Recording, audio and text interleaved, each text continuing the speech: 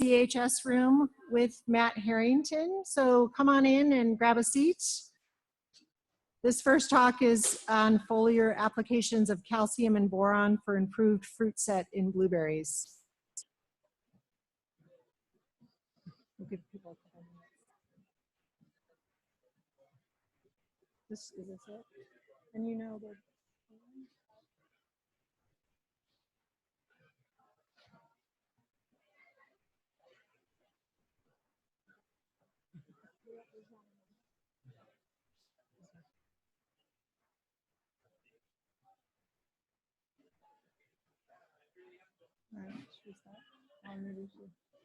Okay, we're going to get started here. So I'd like to introduce Matt Harrington. He's a PhD candidate under Lisa DeVetter.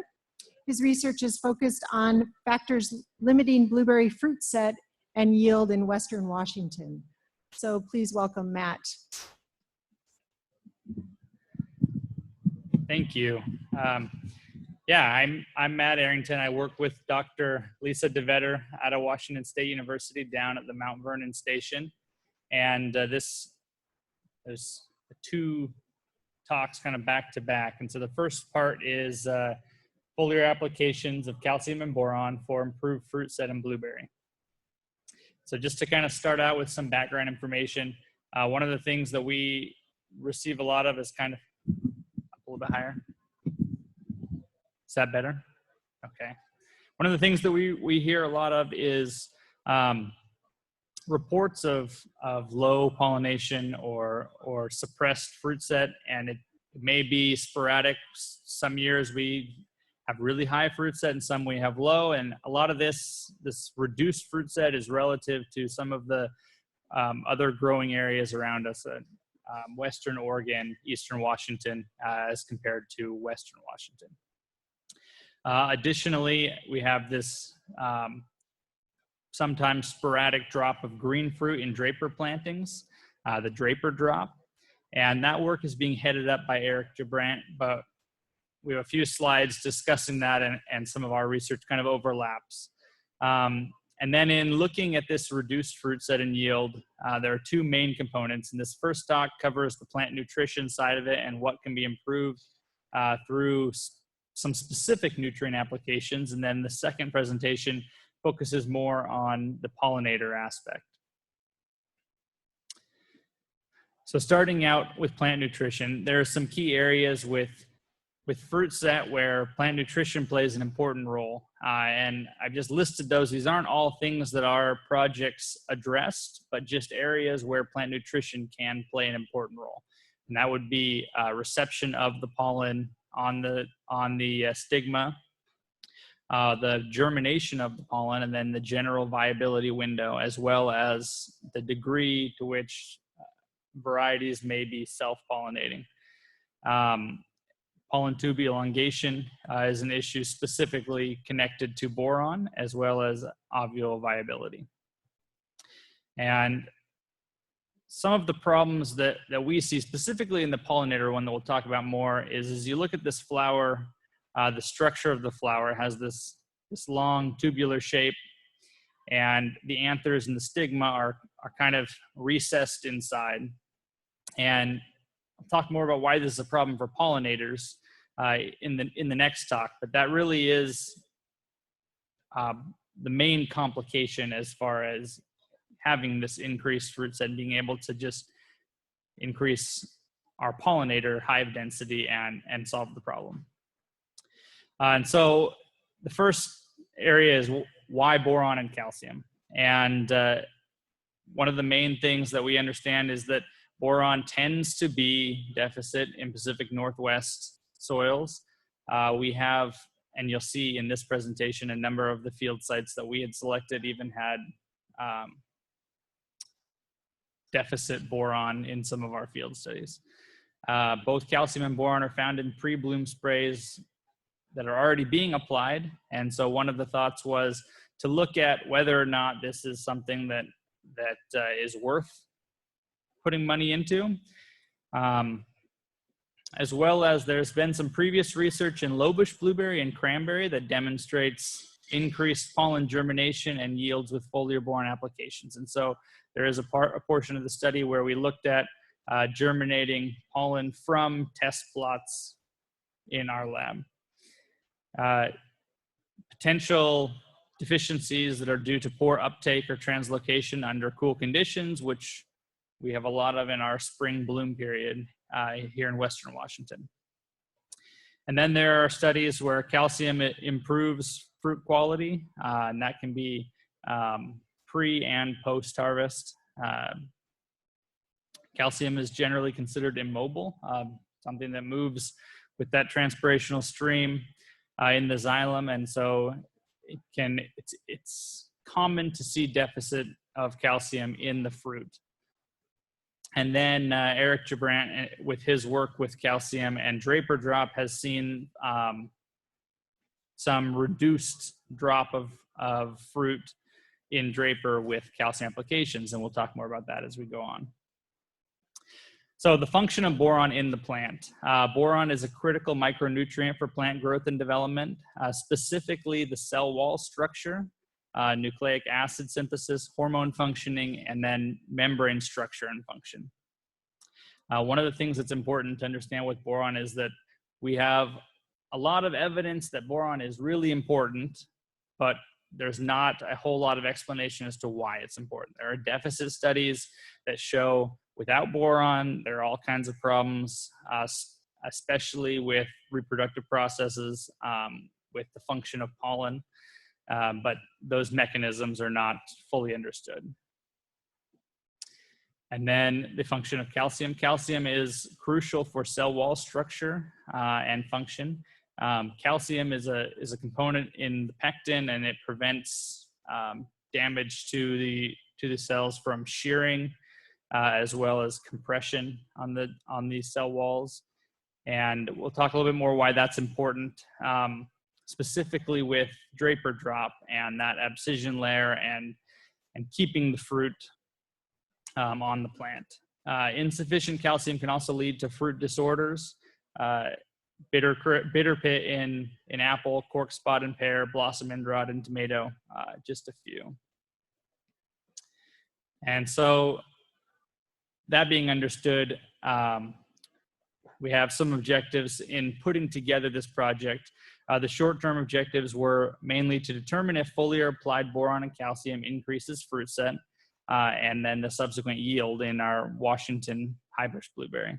And all of the experiment sites for this project were in Western Washington. And then the more long-term objectives were to contribute information on approaches to enhance fruit set and how to achieve optimal nutrition in Washington blueberry. And that objective is addressed also by that second presentation on pollinator supplementation and hive density. So in putting together this project, there are two experiments. The first experiment used established Duke plants that were at the WSU Mount Vernon facility. And prior to the first year, we took fall and summer tissue tests of the plants as well as soil tests. The experimental design laid out was a random complete block design with 3 plant plots, single plant buffers between plots, and then replicated 3 times at the site. And this was kind of a preliminary look at impacts that boron might have. And so the product we used was new boron, which is 10% boric acid. We applied it according to the label, and then we arrived at this product with after discussions with Whatcom Farmers Co-op and some of the grower cooperators. And the treatments that we used were 2 timings, a spring and a fall timing at low and high rates, and then an untreated control. And so then, before we go into results, I'll just explain the second experiment also. And so the second experiment was also a randomized complete block design. The treatment plot sizes were a little bit bigger, 5 plants per plot. Again, products were all applied according to label. And this experiment had 4 sites, 2 in Whatcom County and 2 in Skagit County. And then 2 of those sites were Draper and 2 were Blue Crop, not Duke, as the slide says. And then we applied from early pink bud stage, and then we reapplied every 7 to 10 days for a total of 6 applications. And so that took us all the way through, well through petal fall. And you can see on the table there, that's just kind of explaining we switched some of the treatments up in the second year. So in the first year, in 2015, we had an untreated control, and then a low and a high application of boron, a low and a high application of calcium, and then a low and a high combination treatment. And after 2015, we dropped our low treatments and replaced them with some alternate products. One is a boron and manganese, and the other was a calcium sulfate rather than that calcium chloride that we'd used in the previous year. The data that was collected was the same for both experiment 1 and experiment 2, and that included soil, foliar, and fruit tissue nutrient analysis, fruit set, and estimated yield. And with the understanding that estimated yield is not terribly accurate, but it can display the trends that we're looking for a more specific look in years to come. We also looked at berry size, the weight, fruit firmness, seed number per berry, and then we had premature fruit drop that we did with the Draper sites, and then we did pollen viability in the lab for all 4 sites and all treatments. So starting to look at the results for experiment 1. One of the things that was interesting in experiment 1 was that there was a high degree of variability. We had a lot of blueberry shock virus in the plot. And so as you look at this graph, and you can see the orange is 2015, and it looks like there would be significant differences, but once those plants with shock were removed, there's no significance and a high degree of variability. That coupled with the abnormally warm spring temperatures that we had in 2015 made for high degree of variability in that data. But that being said, there were no significant differences in fruit set either for 2015 or for the much more normal year of 2016 for our fields. And also, no difference in berry size or firmness with those calcium and boron applications. And that went for the seed number and for estimated yield as well. We really didn't see any differences with these applications of boron, and that was regardless of treatment. So this graph here is, again, those the low and high in the spring and the fall of the boron applications. And that takes us into experiment 2. So in experiment 2, I included here the first piece of data that was collected was this leaf and fruit nutrient analysis. And this is for 2015 and 2016. And something that is important is these OSU nutrient guidelines. And so understanding that within that threshold is 31 to 80 parts per million of boron and 41 to 80% of calcium is the range that we want to be in. And so, as I mentioned earlier, if we look at the graph over here and we look at our leaf boron levels in both years, and this is the average of sites, we had very low leaf boron levels. And when you looked at the fruit, we had significantly increased boron with the Solubor boron treatment that was our original boron from 2015, as well as the alternate boron with manganese microlink nutrient product. And for experiment 2, fruit set was insignificant, and that was regardless of whether it was the original products or the new products in 2016. And if you follow the colored bars across, that'll be within a site. And so you can see that there's some difference between sites, and some of that had to do with the age of the plots where we were at. But regardless of treatment, no significant differences in fruit set. And the same went for the yield in these trials. No significant increase in yield with these added sprays of boron and calcium. And then same thing with our fruit weights. We didn't see any significant increase in fruit weight with those applications. And so to kind of switch gears before we hit those conclusion points from the first part of the study, the Draper drop was also an important component here. And so just to kind of review a little bit of what we were looking at with Draper drop, a sporadic drop of green fruit prior to harvest. I think that in 2014, there was a fairly significant drop. In 2015, we didn't see very much at all in our sites. And then in 2016, there was some moderate drop in our test sites. That's a good question, and that's what we're looking at. And so we have some ideas of what would cause this drop, as well as Eric Gibrant out of British Columbia, who we're working closely with. Before we get into potential causes of the drop, in our sites we observed that in bad years there can be as much as 60% fruit loss. I've heard of people who have seen higher numbers than that. And as you see in that bottom picture, when you look at the green fruit that's on the ground, splitting it open, there's this necrotic tissue inside, and that is fairly common with that Draper drop conditions. Have anything to do with pollination? Sorry, I'm not hearing you well.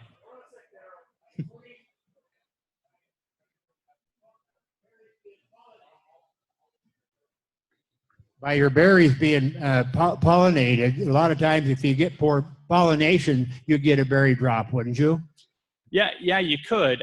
What we think is more of an issue with the Draper drop is nutrient deficiency. And so this project, we were looking at the boron and the calcium.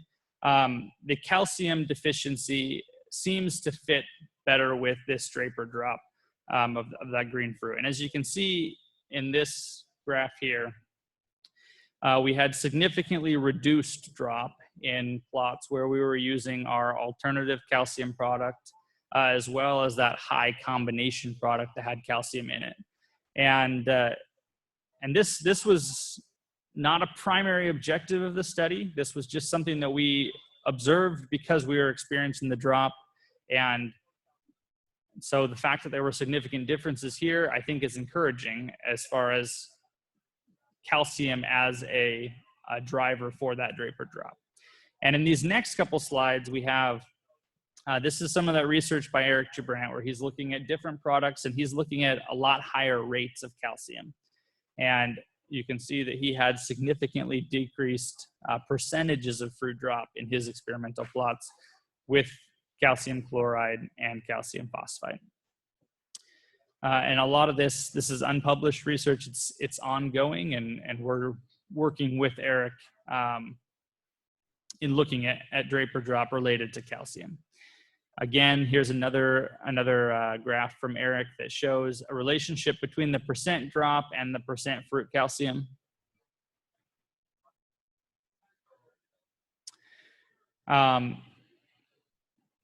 This slide's a little bit out of place, but just finishing off that experiment to boron and calcium project.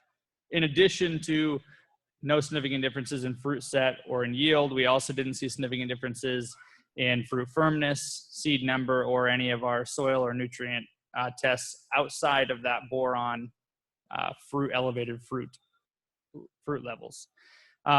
We also conducted tests with pollen and germinated pollen from plants in trial sites and looked at germination rates and tube growth.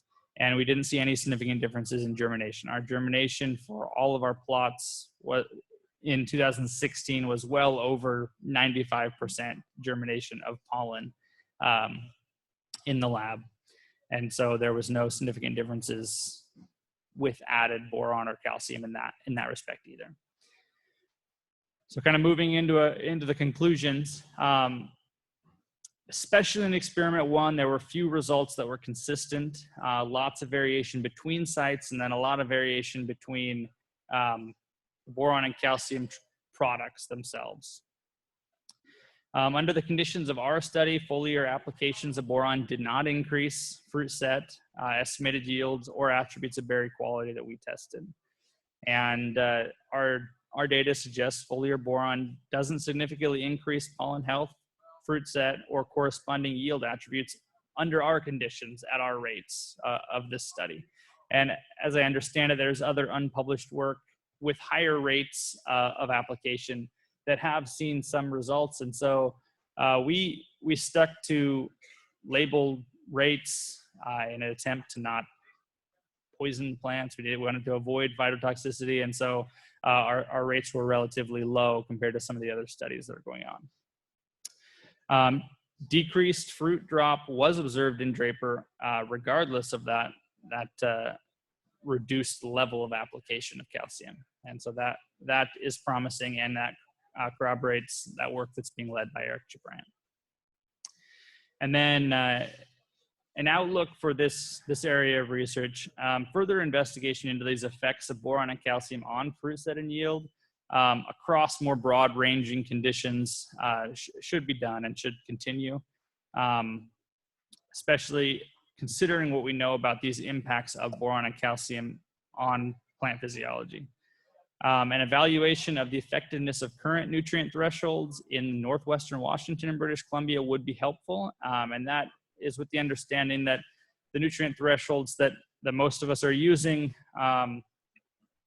were carried out mostly in eastern Washington or in Oregon, and a more specific set of thresholds may be useful in our region.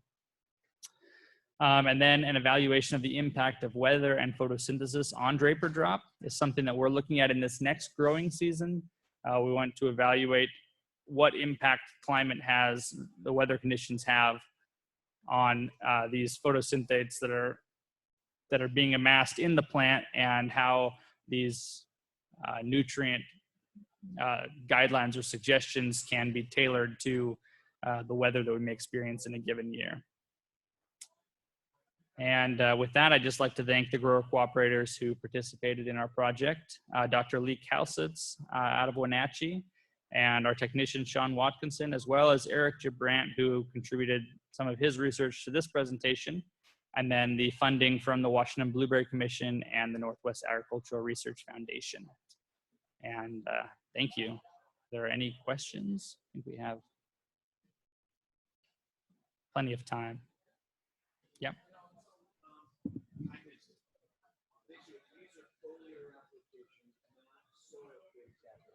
Yeah, the question was if these are foliar versus soil applications. I may have not mentioned it. Yes, these were all foliar applications.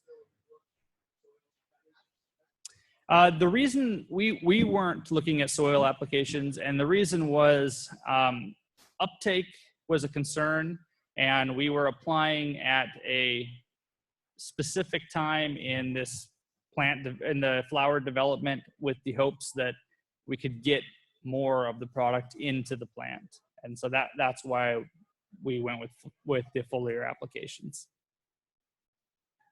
And sorry, this was all pre-bloom? This was through the entire bloom cycle. So we started at pink bud and then had these reoccurring applications all the way through petal fall. I was just wondering, when you had the chart with the boron levels, Yep. they were showing 10 parts per million on average in the leaf. Yeah. Because that's significantly lower than most of the stuff I ever see. Yeah, and that was something that we were also troubled by, and we double checked plots with our data with the lab, and it just looked like we had severe deficiencies in those fields. Yeah, because if everything's deficient, then even putting on boron, would it make a difference? You know what I'm saying? Like if it's still deficient when you're putting it on, is it going to make a difference? Yeah, and that's a good question. And the information on those fruit So the 2016 data for leaf was after that first year of applications. And I think maybe we can go back, but I think that there were increases in it. The reason that we continued despite that deficiency was because we saw significant increases in the fruit.